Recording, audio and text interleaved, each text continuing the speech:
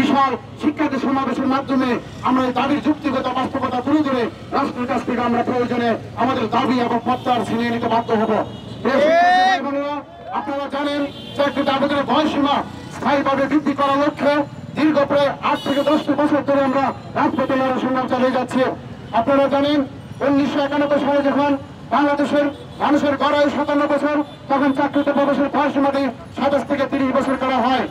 আপনারা জানেন গড়াই বৃদ্ধির সাথে মানুষের এই চাকরিতে প্রবেশের বয়সীমা অবসরের বয়সীমা বৃদ্ধির একটা সামঞ্জস্যতা রয়েছে। আপনারা জানেন 1991 সালের পরে দীর্ঘ প্রায় 33টি বছর অতিবাহিত হয়েছে। বর্তমানে বাংলাদেশের মানুষের গড়াই বৃদ্ধিতে 74+ হয়েছে এবং এরপরেও আপনারা দেখবেন আমাদের চাকরিতে প্রবেশের বয়সীমার বিষয়টি নিয়ে রাষ্ট্রের কোনো মাথা ব্যথা নেই। কিন্তু আপনারা জানেন এখন বাংলাদেশে ভোটার আইডি হয়েছে এবং আপনারা জানেন এখন সবকিছু ডিজিটাল হয়েছে। আপনি চাইলেও আপনার বাচ্চার বা সন্তানের বয়সটি চুরি করার কোনো সুযোগ নেই। আজকে বর্তমানে যারা বাংলাদেশের সচিব রয়েছে তাদের প্রত্যেকেরই বয়স চুরি করে আজকে সচিব হয়েছে। আপনারা এও জানেন এই চাকরিতে প্রবেশের বয়সীমা স্থায়ীভাবে বৃদ্ধি করলে এবং রাষ্ট্র এবং শিক্ষার্থীদের উপকৃত হবে এবং অর্থনীতির বাদে কোনো ক্ষতিগ্রস্ত হবে না রাষ্ট্রের। আমরা বারবার সরকারকে বলে আসছি আপনারা একটা আন্তর্জাতিক স্ট্যান্ডার্ড ফলো করুন।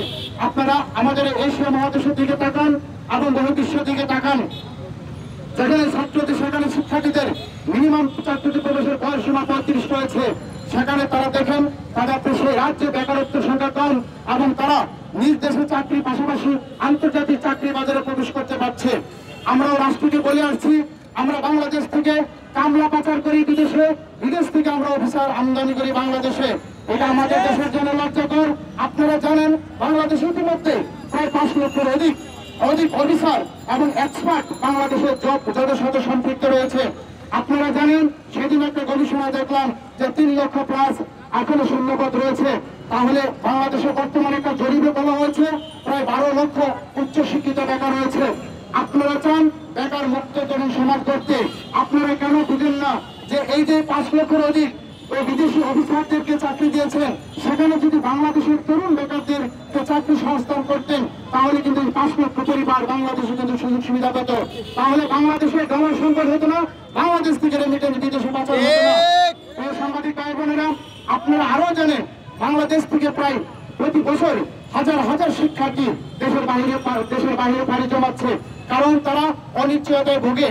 কারণ জানেন তারা উচ্চশিক্ষিত করার পরে তাদের যে চাকরির বিষয়টি বা ব্যবসা বাণিজ্যের বিষয়টি থাকে তারা অনিশ্চয়তায় ভুগতেছে, তাই তারা দেশ ছেড়ে বিদেশে পাড়ি জমাচ্ছে। একদিক দিয়ে যেমন একটা মেধাবী শিক্ষার্থী হারাচ্ছি, একটা তরুণ শিক্ষার্থী হারাচ্ছি, পাশাপাশি বাংলাদেশ থেকে অর্থনৈতিক পাচার হয়ে যাচ্ছে। সুতরাং আমরা মনে করি আপনারা সরকারের রাষ্ট্রের যারা আছে আপনারা আমাদের ছাত্র সমাজের সাথে আসুন, আমরা ছাত্র সমাজের কথা শুনুন।